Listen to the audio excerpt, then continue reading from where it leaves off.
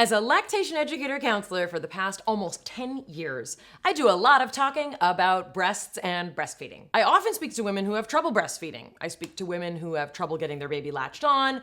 I speak to women who love breastfeeding, and I speak to women who don't always love breastfeeding. You know what's amazing? Nearly all problems that new moms have with nursing can be solved over the phone with a little information and a lot of encouragement. Here are my 6 tips for new nursing moms. Before we get to them, I'd like to thank the amazing company out of Switzerland, Ardo, for sponsoring this video. They make an incredible portable pump called the Calypso To Go. Ooh, it sounds tropical. Let's see what it looks like. Ooh, it is tropical. Pumping is a huge part of nursing for a lot of moms, especially moms with babies with special needs or working moms.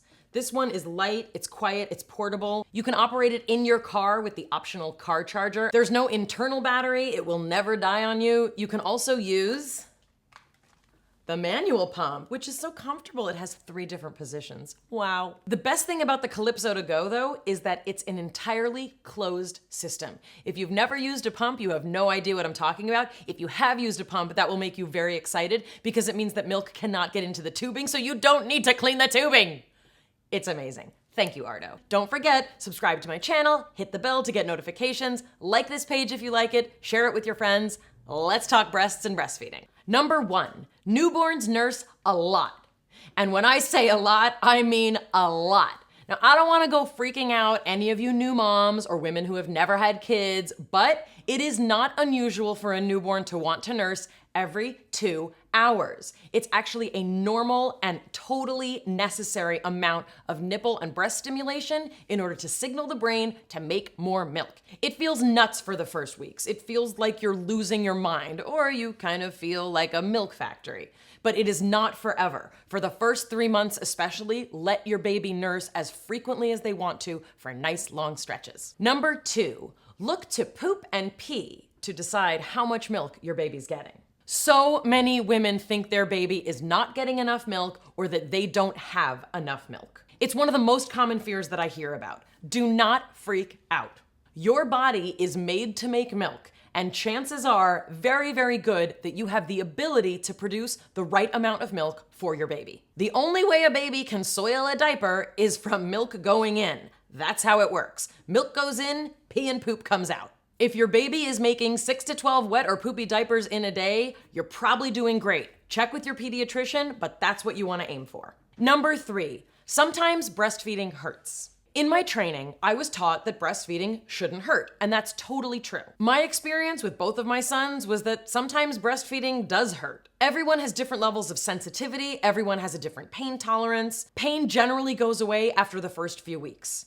Pain when a baby's latching on, which then lessens throughout the feeding, is more typical. If you have pain throughout a feeding, speak to a lactation counselor, educator, or your pediatrician. Discomfort can be helped by putting ice on your breasts before a feeding. Yes, you heard that right. Or even using these little Soothy packets that you keep in the freezer and then you can use them in between feedings. They feel really good. This will not last forever. Your body will adjust to this new level of stimulation. The pain will go away. If it persists, get help right away. Number 4, get clear about pumping. It takes about 4 or 5 days for colostrum to turn into the milk that we think of when we think of breast milk. You do not need to supplement in that time. Your body is designed to produce colostrum and then milk after 4 or 5 days.